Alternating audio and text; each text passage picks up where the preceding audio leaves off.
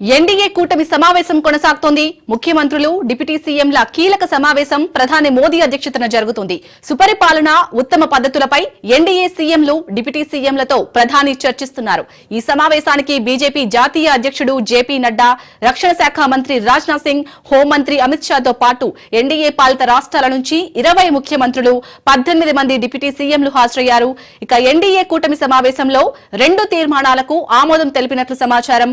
Operation Sindoor విజయవంతమైనందుకు భారత రక్షణ దళాలు ప్రధాని మోడీని అభినందించాయి. అలాగే జనాభా లెక్కింపులో కులగణన నిర్వహించాలనే కేంద్ర ప్రభుత్వం తీసుకున్న నిర్ణయాన్ని ఎన్డీఏ పాలిత సీఎంలు అభినందనలు తెలిపారు. ఈ సమావేశంలో ఎన్డీఏ రాష్ట్ర ప్రభుత్వాల ఉత్తమ పద్ధతులపై కూడా ప్రధానంగా చర్చ జరుగుతోంది. ఎన్డీఏ ప్రభుత్వ తొలి వార్షికోత్సవం, అంతర్జాతీయ యోగా దినోత్సవ దశాబ్దం పూర్తి, అత్యవసర పరిస్థితి విధించి 50 ఏళ్లు పూర్తయిన 50వ లోక్తంత్ర హత్య దివస్ లాంటి కార్యక్రమాలపై చర్చిస్తున్నారు.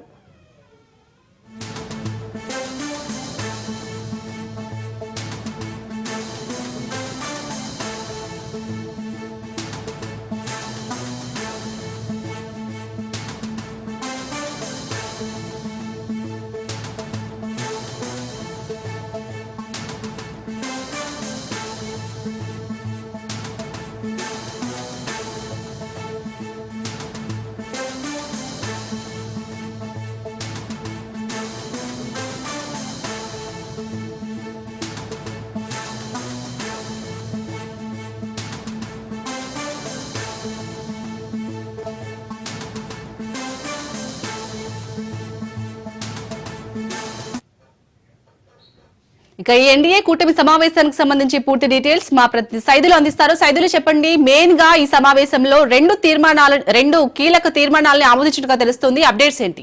ఆ 2 తీర్మానాలు ఏంటి?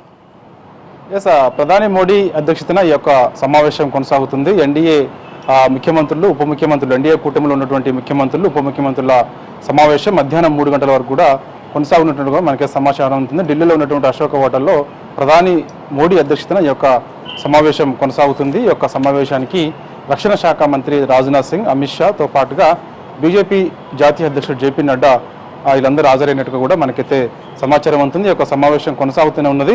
సో అనేక విషయాలు ఇందులో చర్చకు వచ్చినట్టుగా కూడా తెలుస్తుంది. ముఖ్యంగా ఆపరేషన్ సింధూర్లో భాగంగా ఒక తీర్మానం చేసి మోడీకి అభినందనలు తెలపాలని ఎన్డీఏ కూటమిలో ఉన్నటువంటి ముఖ్యమంత్రులందరూ ఒక నిర్ణయానికి వచ్చారు. దాంతోపాటుగా ఇక అంతర్జాతీయ యోగా దినోత్సవం ఏదైతే ఉందో దానికి సంబంధించిన అంశంపైన కూడా చర్చకు వచ్చే అవకాశం ఉంది. దాంతోపాటు ఇక లోక్తంత్ర హత్య దివాస్ పై కూడా చర్చకు వచ్చే అవకాశం కనిపిస్తుంది. ఇక త్రివిధ దళాధిపతులందరూ కూడా, ఎందుకంటే ఆపరేషన్ సింధూర్లో భాగంగా చాలా కీలకంగా వ్యవహరించినటువంటి త్రివిధ దళాధిపతులందరూ కూడా ఒక తీర్మానం చేసి వారందరికీ కూడా అభినందనలు తెలపాలని చెప్పేసి ఒక నిర్ణయానికి వచ్చారు. దాంతోపాటుగా ఇక కులగణన ఏదైతే ఉందో, ముఖ్యంగా ఎన్డీఏ పాలిత రాష్ట్రాలతో పాటుగా మొత్తం దేశవ్యాప్తంగా కులగణన చేస్తామని ప్రధాని మోడీ హామీ ఇచ్చారు.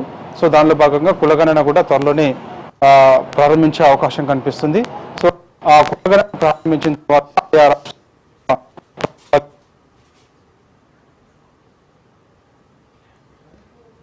Right, thank you Saidulu.